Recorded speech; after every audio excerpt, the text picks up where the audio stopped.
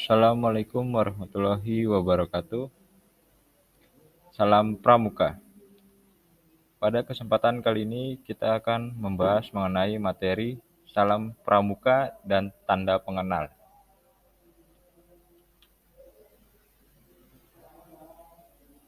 Salam pramuka adalah salam yang digunakan dalam kegiatan kepramukaan.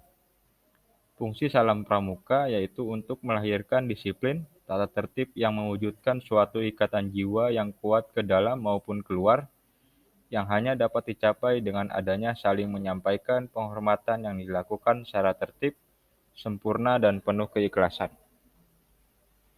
Salam pramuka dapat terbagi menjadi 6. Kita akan membahas satu persatu. Nah, yang pertama, salam pramuka dengan menggunakan tongkat sambil aba-aba memberikan salam biasa. Nah, caranya itu pertama, tongkat diangkat dengan posisi tetap tegak lurus, lantai atau tanah. Yang kedua, tangan kanan diangkat hingga telapak tangan yang menggenggam tongkat sejajar pinggang. Yang ketiga, tangan kiri diletakkan mendatar rata-rata air di depan dada. Yang keempat atau terakhir, telapak tangan kiri terbuka menghadap ke bawah, jari-jari rapat, dan ibu jari menempel pada tongkat. Bisa kalian lihat di gambarnya. Lalu yang kedua, salam pramuka kepada bendera merah putih dengan membawa tongkat. Dengan cara yang pertama, tongkat dipindah ke tangan kiri. Yang kedua, ujung tongkat masih tetap di depan kaki kanan. Yang ketiga, tangan kanan diangkat pada pelipis. Posisi telapak tangan miring, telapak tangan terbuka, punggung tangan di bagian atas. Bisa kalian lihat di gambarnya ya. Lalu yang ketiga, yaitu salam dengan keadaan berhenti tanpa peci atau songkok atau baret. Yang pertama yaitu sikap sempurna. Yang kedua, dengan gerakan cepat tangan diangkat ke arah pelipis kanan siku-siku 15 derajat serong ke depan. Kelima jari tangan rapat satu sama lain.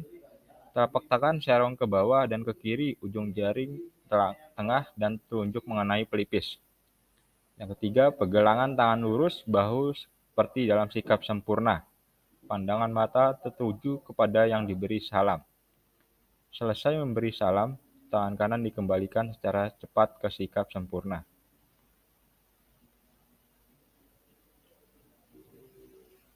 Lalu yang keempat, salam menggunakan keadaan berhenti dengan menggunakan peci atau songkok atau baret. Yang pertama, sikap sempurna. Yang kedua, dengan gerakan cepat tangan diangkat ke arah pelipis kanan siku-siku 15 derajat serong ke kanan atau serong ke depan. Kelima jari tangan rapat satu sama lain. Telapak tangan serong ke bawah dan ke kiri. Ujung jari tengah dan telunjuk mengenai tepi bawah dan peci sehingga setinggi pelipis. Yang ketiga, penggelangan tangan lurus, bahu tetap seperti dalam sikap sempurna. Pandangan mata tertuju kepada yang diberi salam. Yang terakhir, selesai memberi salam, tangan kanan dikembalikan secara cepat ke sikap sempurna. Bisa kalian lihat di gambarnya. Lalu selanjutnya,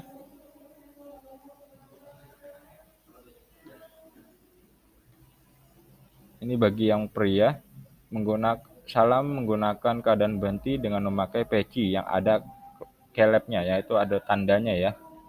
Kalian bisa lihat di gambarnya. Yang pertama itu sikap sempurna. Yang kedua, dengan gerakan cepat tangan diangkat ke arah pelipis kanan siku-siku 15 derajat serong ke depan. Kelima jari tangan rapat satu sama lain. Telapak tangan serong ke bawah dan ke kiri, ujung jari tengah dan telunjuk mengenai ujung kelep atau peci. Yang ketiga, pegelangan tangan lurus, bahu tetap seperti dalam sikap sempurna. Pandangan mata tertuju kepada yang diberi salam. Yang terakhir, Selesai memberi salam, tangan kanan dikembalikan secara cepat ke sikap sempurna. Lalu selanjutnya, ini salam menggunakan tongkat dan memakai peci atau topi ya. Yang pertama itu sikap sempurna, yang kedua tongkat di tangan kanan di samping badan dan diangkat sedikit. Yang ketiga, tangan kiri ditekukan ke kanan dengan dada antara dada dan perut. Tangan kiri lurus rata-rata air ke kanan. Jari rapat dan ujung jari tengah menyentuh tongkat. Pandangan lurus kepada yang diberi salam atau kepala dipalingkan kepada arah orang yang diberi salam. Dan terakhir, selesai memberi salam, tangan kanan dikembalikan secara cepat ke sikap sempurna. Tongkatnya pun juga dikembalikan.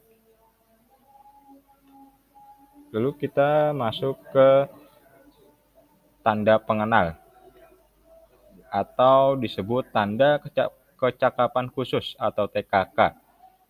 Dalam kepramukaan, tanda kecakapan khusus atau TKK adalah tanda yang diberikan kepada peserta didik sebagai bentuk apresiasi atas kemampuan seorang peserta didik dalam suatu bidang tertentu.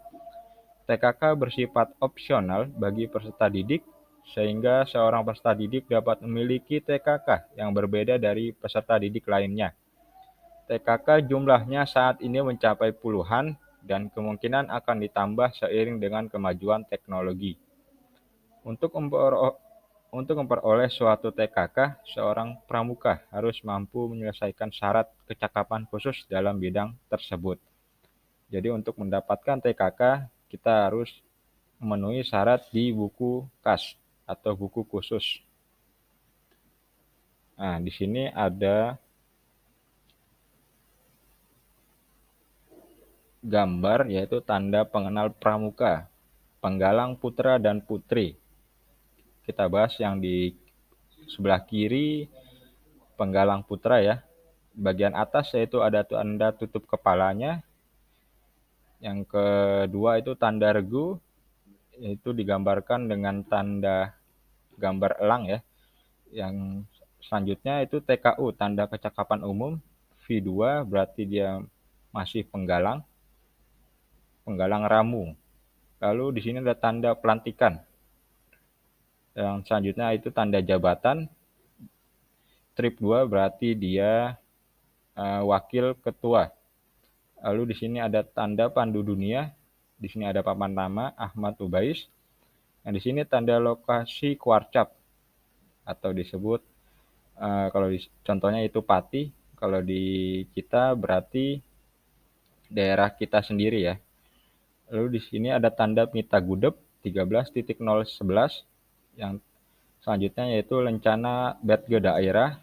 Masing-masing mempunyai Betge daerah dan gambarnya secara berbeda. Yang kedua itu tanda kecakapan khusus. Yang di sebelah kanan yaitu penggalang putri dari kepala yaitu tanda tutup kepala. Yang kedua yaitu tanda pelantikan. Yang ketiga ini tanda regu. Selanjutnya itu TKU, tanda kecakapan umum. Selanjutnya itu tanda jabatan. Selanjutnya itu tanda pandu dunia. Selanjutnya ada papan nama. Di sini sama tanda lokasi kuarcap, tanda pita gudep, lencana Betge daerah, dan selanjutnya TKK, tanda kecakapan khusus. Ini untuk pria, untuk putrinya. Putri dan pria bisa kalian lihat di layarnya.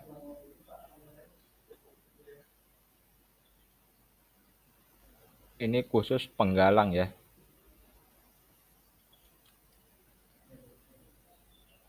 Nah, pemasangan TKK. Pemasangan TKK dibagi menjadi dua, yaitu pertama melintang dua jari di bawah lambang kuartir daerah atau di atas jahitan bawah lengan. Bisa kalian lihat di bawah lambang kuartir daerah, di sini ada melintang. Nah, di sini bisa dipasangkan TKK ya. Bisa kalian lihat di contohnya itu Kota Depok. dan di bawah lambang kuartir daerah yang berwarna kuning, merah, hijau, biru, dan putih itu TKK-nya. Lalu yang selanjutnya melingkari lambang kuartir daerah dengan komposisi 2 buah di sebelah kanan lambang kuartir daerah, 2 buah di sebelah kiri lambang kuartir daerah, dan 1 buah di lambang kanan kuartir daerah.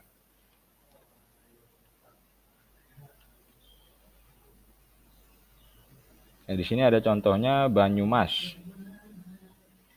Dua di sebelah kanan kuartir daerah, 2 sebelah kiri di kuartir daerah, dan 1 di bawah kuartir daerah.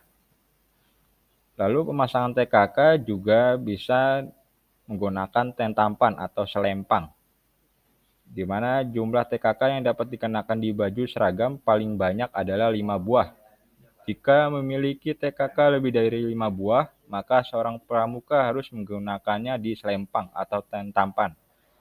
Nah, pengenaan selempang disebut juga tentampan secara umum hanya dikenakan pada saat upacara resmi, pelantikan, dan momen penting lainnya. Pada kegiatan-kegiatan biasa atau pada saat latihan rutin biasa, selempang tidak perlu digunakan. Selempang dipasang mengarah dari kanan atas ke kiri bawah. Jadi pemasangan selempang yaitu dari kanan atas ke kiri bawah.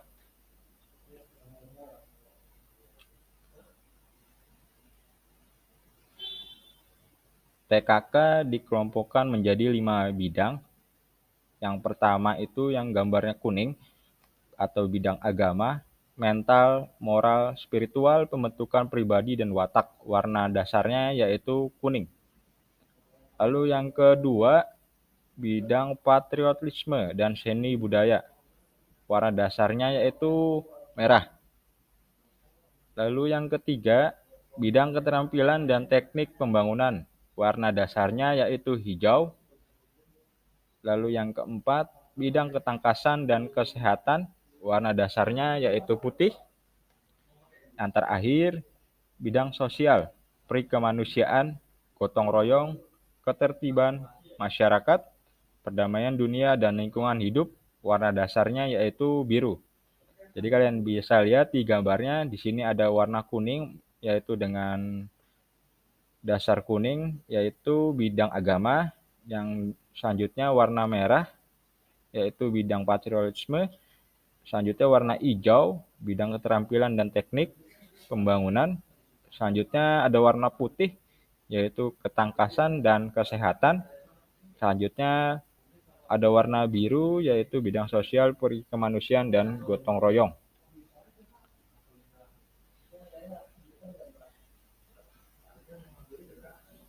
Nah, bentuk dan ukuran TKK. Untuk pramuka siaga hanya 1 tingkat. Ya, di sini bentuknya segitiga, di mana diameternya 3 cm dan tingginya yaitu 2 cm. Di sini untuk pramuka penggalang dengan dasarnya berwarna merah. Untuk tingkat purwa berbentuk lingkaran dengan diameter 2,5 cm dan berbingkai 2 mm berwarna merah.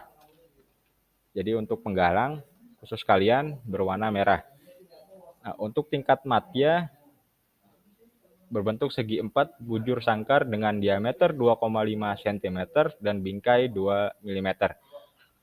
Dan tingkat utama berbentuk segi 5 dengan sisi 2,5 cm dan berbingkai 2 mm berwarna merah. Nah, untuk pramuka penegak dan padega ukurannya sama, hanya membedakan yaitu berwarna kuning. Jadi untuk pramuka penegak dan padega berwarna kuning dan penggalang berwarna merah.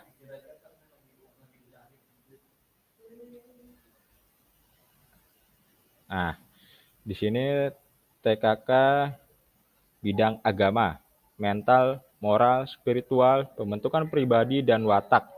Bisa kalian lihat di layarnya. Di sini ada TKK penabung, TKK pendidikan KB, TKK khotib, TKK kori, ini khusus yang beragama Islam ya. TKK muazin, TKK sholat, Dan untuk beragama Kristen, TKK Sakramen Gereja. Dan untuk yang beragama Hindu, TKK Dharmika, TKK Bakti. Dan untuk yang beragama Katolik, yaitu doa, TKK Gereja, TKK Pelayanan. Ya, untuk Kristen, TKK Saksi Kristus, TKK Terang Alkitab. Ya, untuk beragama Hindu, TKK Wicaksana, TKK Satwika, TKK Dana Punia. Dan untuk beragama Buddha, TKK Bakti, TKK Sadha, TKK Sila. Di sini masing-masing agama mempunyai TKK. Jadi kalian untuk memasangkan TKK-nya sesuai dengan agama kalian masing-masing. Lalu selanjutnya,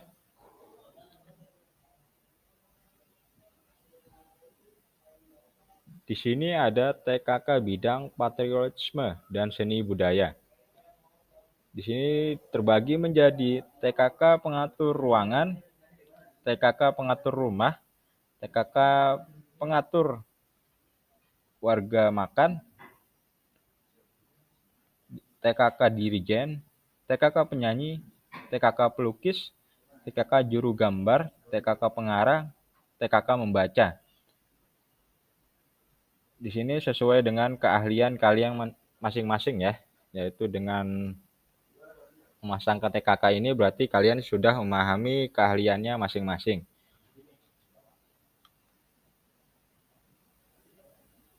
Nah, di sini ada TKK bidang keterampilan teknik pembangunan.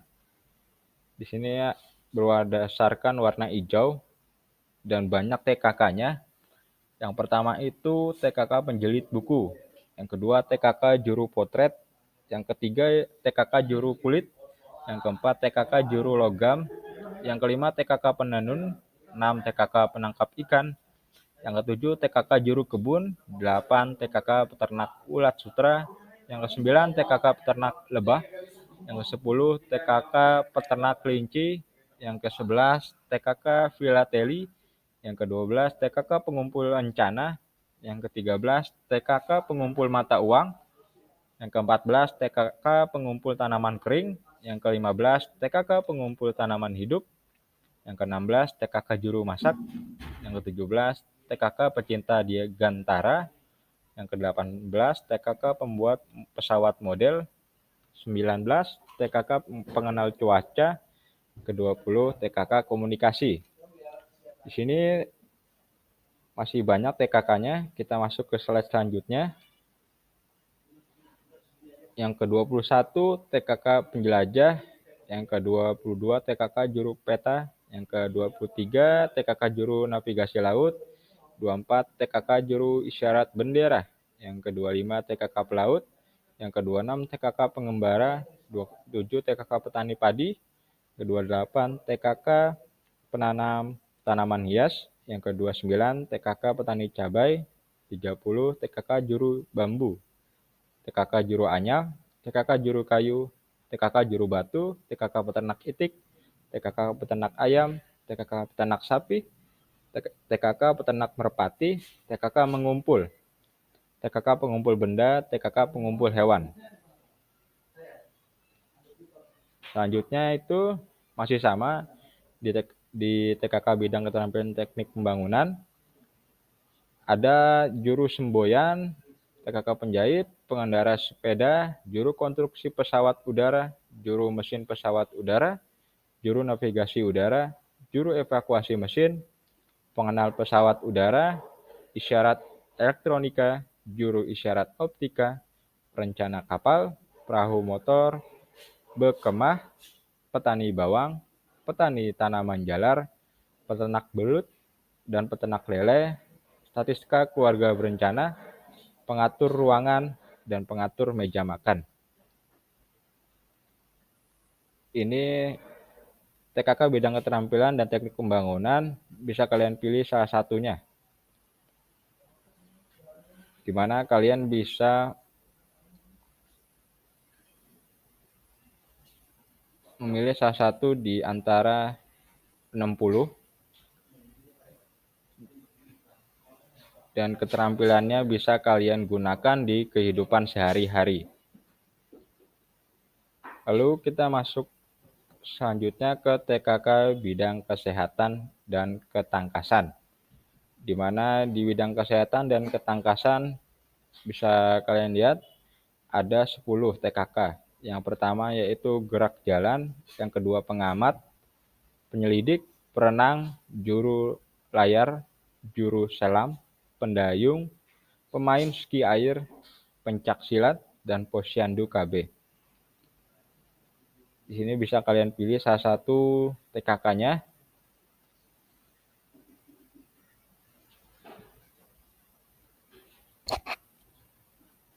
Lalu selanjutnya kita masuk ke TKK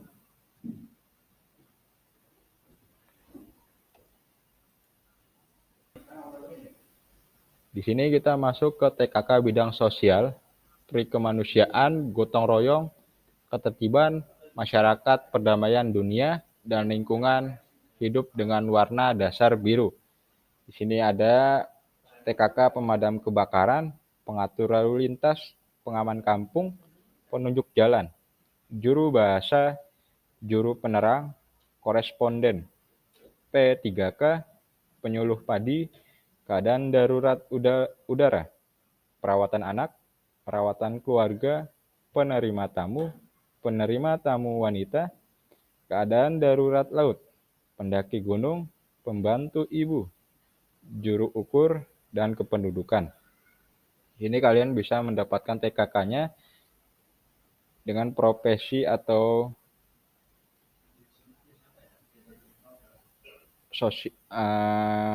kalian amalkan di bidang sosial masing-masing.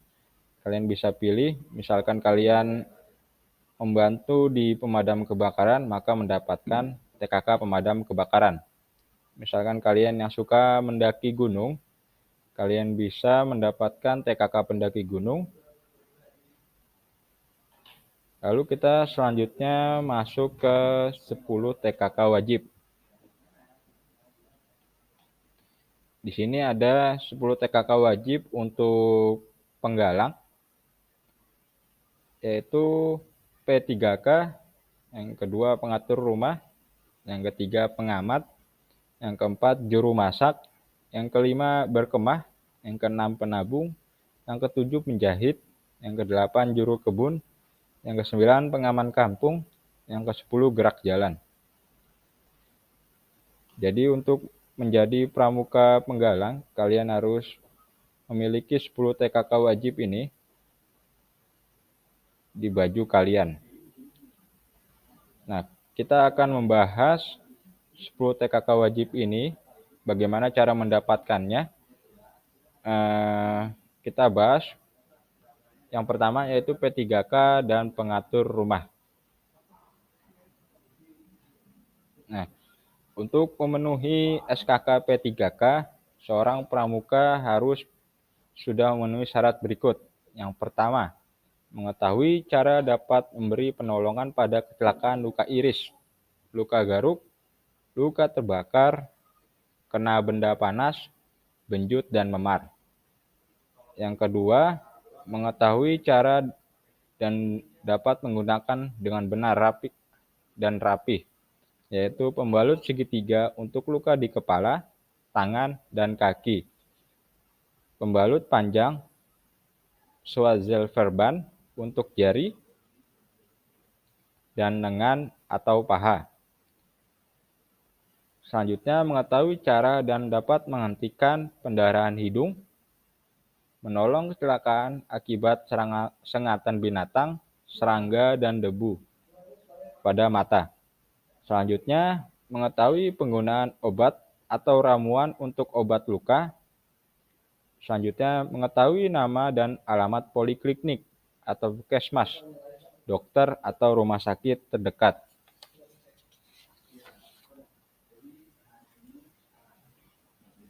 Nah, itu untuk mencapai tingkat purwa. Jadi, kalian untuk mencapai tingkat purwa, kalian harus bisa memahami memahami atau mengetahui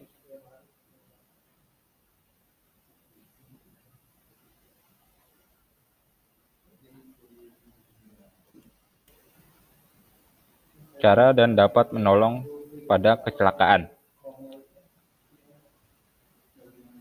Lalu untuk mencapai tingkatan madya, yaitu pertama telah memenuhi SKK P3K tingkatan purwa. Yang kedua, seorang anggota regu penolong bukan pemimpin yang terdiri dari 4-5 orang melakukan P3K tiruan yang dibuat oleh tim penguji secara terperinci, tepat, sesuai dengan aturan P3K. Yang ketiga, mengetahui cara dan dapat menyampaikan secara lisan, tertulis atau melalui telepon kepada dokter, rumah sakit, polisi, atau keluarganya. Yang keempat, mengetahui cara dan dapat melakukan dengan baik cara-cara penapasan buatan. Yang kelima, mengetahui cara dan dapat mengangkut penderita melalui rintangan-rintangan, gang sempit, melalui kolong, menyeberang parit, melewati pagar atau tembok, naik turun tangga, dengan atau tanpa pandu. Itu untuk mendapatkan tingkatan madya. Lalu untuk mendapatkan tingkatan utama, seorang pramuka harus, ini masih di TKK di bidang kesehatan ya, atau P3K. Untuk mencapai tingkatan utama, yaitu yang pertama, kalian harus memenuhi SKK P3K tingkatan madya. Yang kedua, mengetahui cara dan dapat menolong kecelakaan berbagai macam patah tulang terbuka atau tertutup, juga rahang atau lutut meleset. Yang ketiga, mengetahui cara dan dapat memberikan pertolongan kepada orang yang mengalami pendarahan dalam tubuh. Yang keempat, dapat memperhatikan cara-cara bertindak apabila ada dugaan keracunan dan gagar otak. Yang kelima, dapat dan tahu menolong orang tenggelam, terbenam, tertimbun, kena aliran listrik, dan shock atau gugat. Yang keenam, pernah memimpin satu regu penolong pada kecelakaan. Ini sungguh-sungguh atau tiruan ya. Jadi untuk mendapatkan TKK utama ada 6 yang disebutkan tadi. Lalu bagaimana untuk pengatur rumah? Untuk mendapatkan TKK pengatur rumah yang di tingkatan purwa, yaitu seorang pramuka harus memenuhi syarat-syaratnya ya, di mana dapat mengatur dan menempatkan alat-alat rumah tangga seperti meja, kursi, rak majalah, lemari, dan lain-lain di salah satu ruangan. Misalnya ruangan tamu, kamar tidur, ruang kerja, atau istirahat. Lalu selanjutnya dapat menyusun gambar, bunga, tanaman, tirai sebagai hiasan dekorasi suatu ruangan. Yang terakhir, dapat mengatur dan menyiapkan meja makan. Itu untuk mendapatkan TKK tingkatan purwa. Lalu bagaimana untuk mendapatkan tingkatan madya? Di sini pertama harus memenuhi SKK pengatur rumah tingkatan purwa. Lalu yang kedua, dapat mengatur dan menghias ruangan untuk rapat ya, pertemuan atau konferensi, perayaan sekolah, kampung, masjid atau gereja, dan lainnya. Yang terakhir,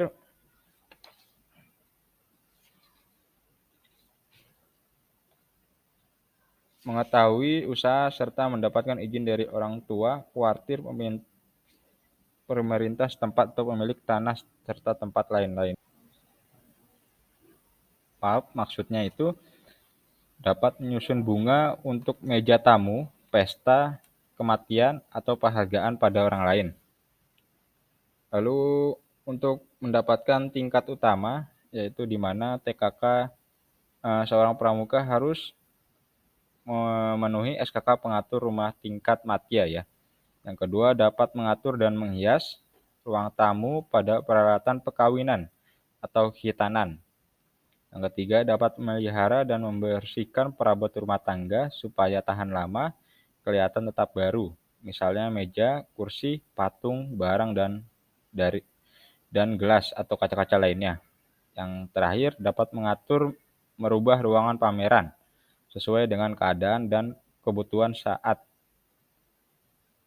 ini. Misalnya pada peringatan 17 Agustus, pada hari ulang tahun, peringatan Natal, Hari Raya Idul Fitri, dan lain-lainnya. Lalu selanjutnya, di sini ada TKK Juru Masak. Nah, di sini untuk mendapatkan tingkatan purwa, dapat memasak dan menyiapkan air minum. Bersama seorang teman membuat makanan cuci mulut dengan bahan-bahan yang mudah didapat di daerahnya, misalnya singkong, ubi, pisang, sagu, terigu, atau bahan lainnya. Selanjutnya, membuat satu jenis lauk pauk sederhana yang digoreng atau direbus atau dibakar. Yang terakhir, mengetahui apa yang dimaksud dengan hidangan 4 sehat 5 sempurna. Itu untuk mendapatkan TKK tingkatan purwa. Lalu selanjutnya, mendapatkan TKK tingkatan madya, yang pertama kalian harus memenuhi SKK Juru Masak tingkatan purwa. Yang kedua, tahu cara dan telah menyusun beberapa menu beserta bahan-bahan seperlunya untuk satu regu yang berkemah selama maksimal 3 kali 24 jam. Yang ketiga, tahu cara dan mengawetkan satu jenis makanan atau bahan makanan. Yang keempat, dapat menghidangkan masakan untuk satu regu yang terdiri dari nasi, satu jenis lauk, kering, tanpa kuah, misalkan digoreng atau direbus atau dibakar atau dikukus. Selanjutnya, satu jenis lauk dengan kuah. Yang terakhir, satu jenis hidangan pencuci mulut. Yang ini makanan, yang terakhir minuman ya. Ini untuk mendapatkan tingkatan madya, kalian harus memenuhi 4 kriteria tersebut. Lalu untuk mendapatkan tingkatan utama, seorang pramuka harus memenuhi SKK Juru Masak tingkatan madya. Yang kedua, mengetahui cara dan telah menyusun menu untuk keperluan perkemahan satu regu selama 6 kali 24 jam. Yang ketiga, mengetahui gizi beberapa jenis bahan makanan. Yang keempat, mengetahui cara dan dapat mengawetkan paling sedikit 2 jenis makanan atau bahan makanan supaya tahan selama 1 minggu. Nah, ini untuk mendapatkan tingkatan utama. Lalu selanjutnya ada TKK Pengamat. Di sini untuk mendapatkan TKK Pengamat, di tingkatan purwa, kalian itu harus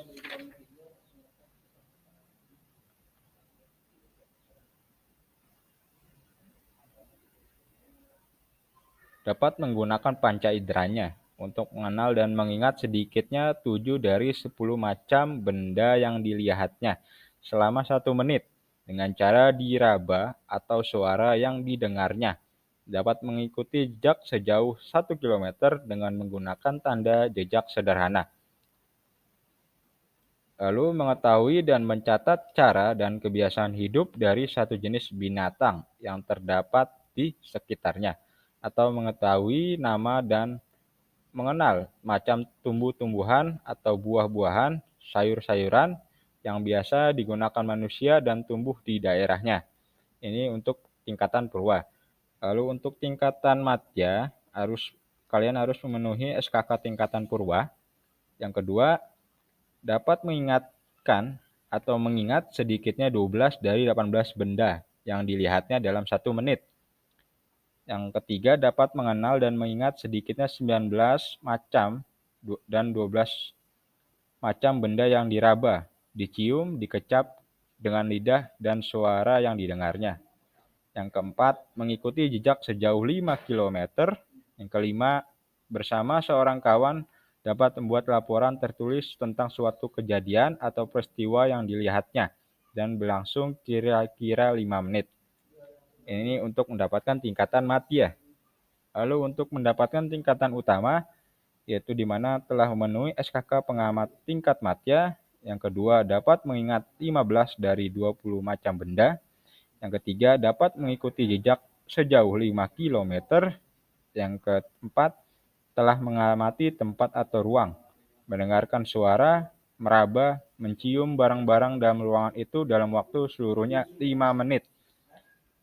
Lalu bersama dengan 2 orang kawan lainnya harus membuat laporan atau dugaan tentang peristiwa yang terjadi di tempat itu dan kira-kira 60%-nya harus benar. Ini untuk mendapatkan TKK pengamat utama. Lalu selanjutnya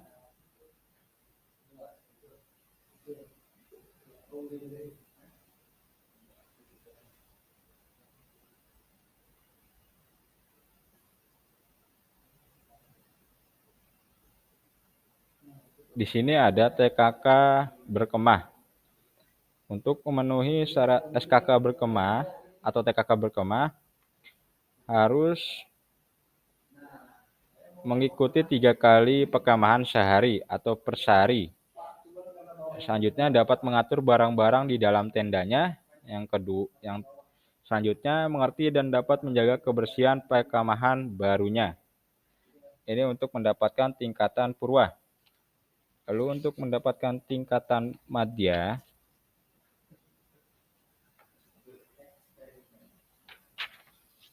yang pertama itu telah memenuhi SKK berkemah tingkatan purwa. Yang kedua, tahu keperluan perlengkapan berkemah untuk perorangan dan regunya. Yang ketiga, mengetahui dan dapat mengatur pekemahan regunya. Yang keempat, dapat mendirikan berbagai macam bentuk tenda. Yang kelima, dapat membuat pagar, tiang jemuran, rak piring, rak sepatu dengan cara sederhana untuk mendapat tingkatan madya. Lalu untuk mendapatkan tingkatan utama, yang pertama itu memenuhi SKK berkemah tingkatan madya. Yang kedua, tahu keperluan perlengkapan berkemah untuk pasukan dan peraturan serta syarat-syarat pekemahan yang baik. Yang ketiga, dapat mengatur letak pekemahan regu dan pasukannya, termasuk menentukan letak lapangan upacara dan tempat berlatih. Yang keempat, tahu cara menentukan tempat sanitasi, yaitu sanitasi itu di mana tempat mandi, cuci, dan tempat pembuangan air ya. Yang kelima, dapat mendirikan tenda besar dari kain terpal atau membuat tenda darurat dari bahan yang ada di sekitarnya. Yang keenam itu tahu syarat-syarat pekemahan yang baik, di mana dapat mencari tempat berkemah yang memenuhi syarat pekemahan. Yang kedua, dapat mengusahakan air minum yang sehat. Yang ketiga, mengetahui usaha untuk mendapatkan izin dari orang tua, kuartir, pemerintah setempat, dan pemilik tanah, serta tempat lain-lainnya. Ini untuk mendapatkan TKK pekemahan tingkat utama. Lalu bagaimana TKK penabung di tingkatan purwa? Yaitu seluruh atau sebagian uang yang ditabung dalam buku tabungannya adalah uang yang diperoleh dari hasil usahanya sendiri. Yang ketiga, yang kedua, dapat membantu mengurus administrasi buku-buku tabungan di pramuka, di perindukan siaga atau pasukan penggalang. Lalu untuk tingkatan madya, kalian harus memenuhi SKK penabung tingkatan purwa. Yang kedua, dapat menjelaskan kepada pramuka lain cara menabung dalam bank lewat Tabanas, buku tabungan pramuka, atau buku tabungan pelajar. Nah, ini untuk mendapatkan TKK tingkatan madya di penabung. Lalu bagaimana untuk mendapatkan tingkatan utama? Yaitu telah memenuhi SKK penabung tingkatan madya. Yang kedua, dapat merencanakan, mempersiapkan, dan melaksanakan suatu sandiwara kecil atau ceramah tentang menabung untuk para pramuka atau orang lain. Yang ketiga, mengerti istilah dalam pembankkan, misalkan rekening giro, rekening deposit, sertifikat bank, traveler, dan lain-lain. Kita masuk selanjutnya. Di sini ada TKK penjahit. Nah, kita bahas untuk mendapatkan tingkatan purwa, kalian itu dapat menjahit pakaian anak-anak ya, atau bayi, dan dapat menjahit pakaian dalam olahraga renang untuk diri sendiri. Nah, selanjutnya itu mengerti bagian-bagian mesin jahit, dan memeliharanya. Itu untuk mendapatkan tingkatan purwa. Atau bisa kalian membuat sapu tangan atau alas mejak ya, atau alas meja, taplak. Lalu bagaimana untuk mendapatkan tingkatan madya? Yaitu pertama harus memenuhi SKK, penjahit tingkatan purwa. Ya, lalu yang kedua dapat menjahit hem atau rok uniformnya sendiri, biasanya untuk khusus wanita, kalau misalkan roknya robek. Yang ketiga itu dapat mengerti memperbaiki kerusakan-kerusakan ringan atau kecil mesin jahit.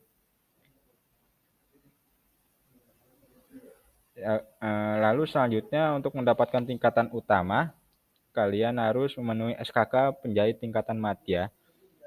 Yang kedua dapat menjahit celana panjang. Yang ketiga membuat hiasan di kain pakaian, misalnya aplikasi, lipatan hias atau smok. Yang keempat dapat memotong dan menjahit pakaian untuk wanita atau pria atau anak. Itu untuk mendapatkan tingkatan utama. Lalu bagaimana untuk mendapatkan TKK Juru Kebun di tingkatan purwa? Yaitu di mana kalian harus mengenal sedikit 5 jenis tanaman hias, 5 jenis tanaman buah-buahan, dan 5 jenis tanaman sayur-sayuran. Yang kedua, dapat membuat dan menggunakan pupuk kompos. Yang ketiga, mengenal sedikitnya 3 macam hama dan penyakit tanaman, dan tahu cara pencegahan dan pemberantasannya.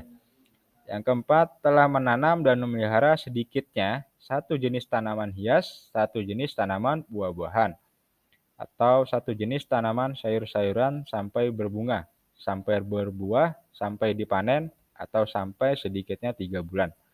Ini untuk tingkatan purwa. Lalu untuk mendapatkan tingkatan madya, kalian harus memenuhi SKK Juru Kebun tingkatan purwa, di mana yang kedua dapat mengenal bermacam obat-obatan pencegahan dan pemberantasan hama dan dapat menggunakannya. Yang ketiga, mengenal berbagai macam pupuk dan dapat menggunakan. Yang keempat, dapat menyemaikan, mencangkok, dan mengkolusikan tanaman. Mengokulasi ya, dapat mengokulasi tanaman. Yang kelima, dapat memangkas tanaman supaya menghasilkan buah lebih banyak atau kalian di stek. Ya, ini untuk mendapatkan tingkatan madya. Lalu untuk mendapatkan tingkatan utama, kalian harus memenuhi SKK Juru Kebun tingkatan madya. Yang kedua, tahu arti dan pentingnya bibit unggul dan tahu di mana mendapatkannya. Ketiga, tahu cara memperoleh kredit untuk produksi pertanian. Yang keempat, menyelenggarakan sekedar usaha perkebunan, disertai penata bukuan teknis dan komersil sepenuhnya. Ini untuk mendapatkan tingkatan utama. Lalu yang terakhir, di sini ada TKK keamanan kampung desa ya. Jadi untuk mendapatkan yang tingkatan purwa, kalian itu harus dapat membuat kentongan dan menerangkan kepada masyarakat sedikitnya tentang pentingnya kentongan sebagai tanda-tanda bahaya. Yang kedua, membantu dan sedikitnya 3 kali melakukan ronda di malam kampung. Ronda malam ya, ronda malam di kampung atau desanya kalian. Lalu untuk mendapatkan tingkatan madya, kalian itu harus memenuhi SKK pengaman kampung di tingkatan purwa. Yang kedua, telah membuat laporan atau melaporkan suatu peristiwa tindak pidana yang terjadi di kampung atau desanya sendiri kepada yang berwajib. Yang ketiga, pernah membantu tugas keamanan dalam upacara, keramaian, pesta, atau di masjid yang merada di kampung atau desanya. Yang keempat, mengamankan tempat atau lokasi kejadian untuk barang-barang bukti. Lalu selanjutnya itu untuk mendapatkan tingkatan utama, kalian itu harus memenuhi SKK pengaman kampung tingkatan madya. Yang kedua, pernah menjalankan latihan olahraga bela diri. Yang ketiga, mengenal pokok-pokok tentang perjalanan penyelidikan dalam sidik jari. Yang keempat, mengetahui perbedaan tugas pokok polisi, jaksa, dan hakim. Yang kelima, pernah membuat sketch tentang suatu kejadian atau peristiwa tindakan pidana. Ini untuk mendapatkan tingkatan utama. Lalu yang terakhir, di TKK Gerakan Jalan, untuk mendapatkan TKK Gerakan Jalan di tingkatan purwa, kalian itu yang pertama harus mengerti cara dan telah melakukan dengan baik sikap berdiri, berjalan, serta berjalan start waktu berlomba gerak jalan. Yang kedua, mengerti cara mencegah dan merawat lepuh kaki, cara beristirahat selama dan sesudah gerak jalan.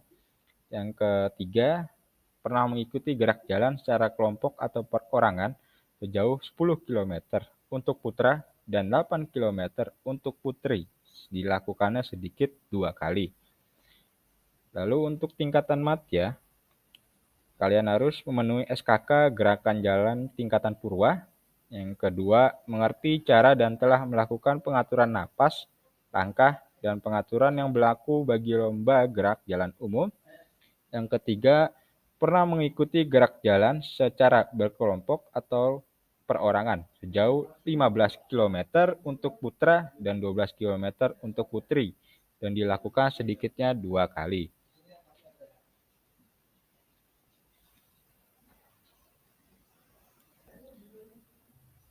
Lalu yang terakhir, mengerti cara dan mencegah merawat peserta gerak jalan yang hilang semangat atau kolaps, flaut, dan kejang, krempen, dan termasuk sinar matahari, John Nenstick. Nah, untuk mendapatkan tingkatan utama, seorang pramuka itu harus telah memenuhi SKK Gerak Jalan tingkatan madya. Yang kedua, mengerti cara dan telah membiasakan diri untuk latihan berjalan kaki setiap hari sekurang-kurangnya 2 km. Yang terakhir, pernah mengikuti gerak jalan secara kelompok atau perorangan sejauh 25 km untuk putra dan 15 km untuk putri yang dilakukannya sedikit 2 kali. Dan mengerti cara dan telah melakukan langkah pramuka sejauh 2 km dalam waktu 14/2 menit sampai 15/2 menit dan memperlihatkan napas yang terlalu terenggah-enggah sedikitnya 2 kali. Ini untuk mendapatkan tingkatan utama di TKK Gerak Jalan. Lalu kita masuk ke tanda kecakapan umum. Di sini ada beberapa bagian kita bahas. Di TKU Pramuka Siaga, tandanya itu siaga mula ada 1 strip, TK Siaga Tata ada 2 strip, TK Siaga Bantu ada 3. Nah, ini di siaga. Yang di penggalang ada TKU Penggalang Ramu bentuknya V1, TKU Penggalang Rakit V2, TKU Penggalang Terap V3. Di sini ada TKU Pramuka Penegak, ada TKU Penegak Bantara, dan TKU Penegak Laksana. Yang terakhir itu TKU Pramuka Pandega, berbentuk dan warnanya coklat ya.